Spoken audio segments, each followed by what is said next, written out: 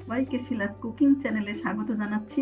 আজকে আমি তৈরি করছি মাত্র 5 মিনিটে সুজি ও আলু দিয়ে মুচমুচে নাস্তার রেসিপি। ঘরে থাকা উপকরণ দিয়ে এই নাস্তাটি আমি তৈরি করেছি। বিকেলে চায়ের সঙ্গে খেতে খুব ভালো লাগবে, এমনকি এটি বাচ্চাদের টিফিনে দিয়ে দিতে পারেন। আশা করছি এই রেসিপিটি আপনাদের খুবই ভালো লাগবে।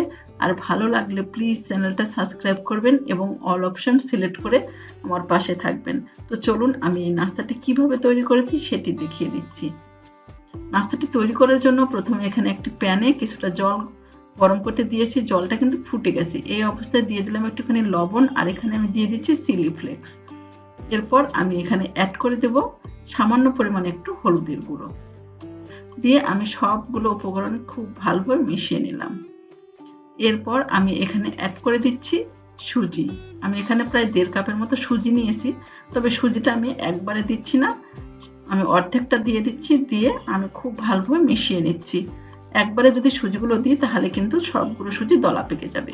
এরপর বাকি সুজিটাও আমি ঠিক এইভাবে দিয়ে দিলাম। দিয়ে খুব ভালোভাবে মিশিয়ে নিতে হবে এবং অনবরত নাড়তে হবে। এরপর এখানে দিয়ে দিচ্ছি আমি 1 টেবিল চামচের মতো চাউলের গুঁড়ো, দিয়ে সেটাও আমি খুব ভালোভাবে মিশিয়ে নিচ্ছি। তো মেশানো হয়ে গেলে আমি এই পর্যায়ে গ্যাসটা বন্ধ করে দিচ্ছি। আর এখানে আমি অ্যাড করে দিচ্ছি একটা সেদ্ধ করে রাখা আলু। আমি আলুটা খুব ভালোভাবে ম্যাশ করে নিয়েছি, নিয়ে খুব ভালোভাবে আমি এটা মিশিয়ে নেব। তো মেশানো হয়ে গেছে।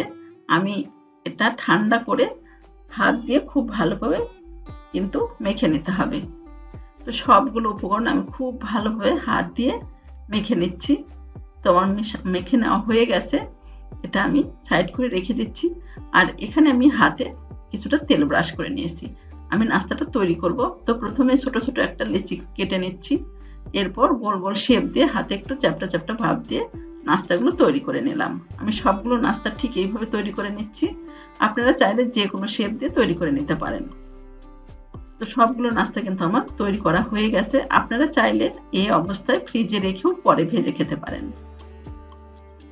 এরপর আমি নাস্তাগুলো ভেজে নেব। তো প্রথমে প্যানে কিছুটা তেল গরম করে নিয়েছি। এরপর আমি নাস্তাগুলো দিয়ে দিচ্ছি। তো সবগুলো নাস্তা আমি ঠিক এইভাবে দিয়ে দিলাম। এরপর আমি প্রায় 2 থেকে 3 মিনিটের মতো নাস্তাগুলো এক পাশটা ভেজে নেব। আমি একটু খালি নেড়ে নিচ্ছি যাতে একটার সঙ্গে একটা লেগে না যায়।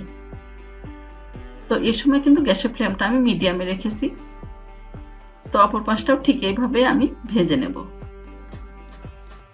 এই অবস্থায় আমি প্রায় 4 থেকে 5 মিনিটের মতো সবগুলো নাস্তা একটু সময় নিয়ে ভেজে নেব।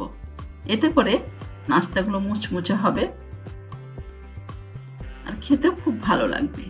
তো দেখুন কালারটা যখন চেঞ্জ হয়ে আসবে, ঠিক এইরকম ব্রাউন কালার হয়ে আসলে সবগুলো নাস্তা উঠিয়ে নিতে হবে। তো আমি নাস্তাগুলো সব উঠিয়ে নিলাম।